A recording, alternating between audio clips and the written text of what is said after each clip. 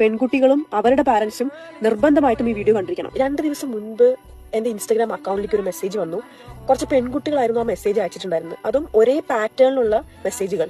പക്ഷേ ഇതിനകത്തുള്ള കാര്യം വളരെയധികം ഷോക്കിംഗ് ആയിരുന്നു. അതായത് അവരുടെ കോളേജിൽ പഠിക്കുന്ന ഒരു വിദ്യാർത്ഥി ആ കോളേജിലുള്ള ഏകദേശം എല്ലാ പെൺകുട്ടികളുടെയും അതുപോലെ തന്നെ ഇവനെ ഇൻസ്റ്റാഗ്രാമിൽ ഫോളോ ചെയ്യുന്ന പെൺകുട്ടികളുടെയും ഫോട്ടോസ് മോർഫ് ചെയ്ത് ഒരു പെർട്ടിക്കുലർ ടെലിഗ്രാം ഗ്രൂപ്പിനകത്ത് ഷെയർ ചെയ്തിരിക്കുക. അപ്പൊ ഈ പെൺകുട്ടികൾ മെസ്സേജ് അയച്ചത് വയനാട് കോളേജിൽ നിന്നുമായിരുന്നു.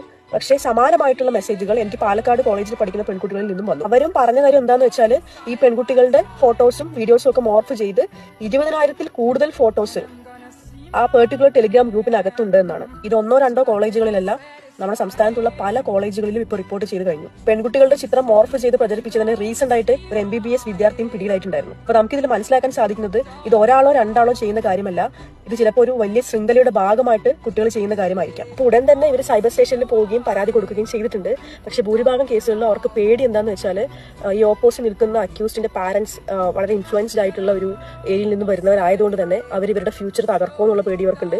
അതുപോലെ തന്നെ ഇവരുടെ ഐഡന്റിറ്റി പുറത്താവുമെന്നുള്ള പേടിയുണ്ട്. കേരളത്തിലുള്ള ഓരോ സൈബർ സ്റ്റേഷനും ഇതിന് പുറകിലുള്ളവരെ കൊണ്ടുവരാനുള്ള എല്ലാ എഫേർട്ടും എടുക്കണമെന്ന് അഭ്യർത്ഥിക്കുന്നു. പാലക്കാട് ഒരു പെർട്ടിക്കുലർ കോളേജിലുള്ള വിദ്യാർത്ഥി ചെയ്തിരിക്കുന്നത് അവന്റെ സ്വന്തം സിസ്റ്ററിന്റെയും അതുപോലെ തന്നെ ആന്റിയുടെയും ഫോട്ടോസ് ആണ് ഈ ടെലിഗ്രാം ഗ്രൂപ്പിനകത്ത് ഷെയർ ചെയ്തിരിക്കുന്നത്. എനിക്ക് സംസാരിക്കാനുള്ളത് നിങ്ങൾ പെൺകുട്ടികളോടാണ്.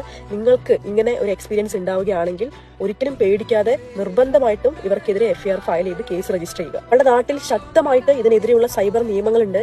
ഇൻഫർമേഷൻ ടെക്നോളജി ആക്ടിന്റെ സെക്ഷൻ 67 പ്രകാരം 3 വർഷം വരെ തടവും 5 ലക്ഷം രൂപ വരെ പിഴയും ലഭിക്കാവുന്ന ഒരു ഒഫൻസാണിത്. ഇനി ഇതേ ഒഫൻസ് റിപ്പീറ്റ് ചെയ്യുന്ന സമയത്ത് 5 വർഷം വരെ തടവും 10 ലക്ഷം രൂപ വരെ ഫൈനും കിട്ടാവുന്ന ഒരു ഒഫൻസാണിത്.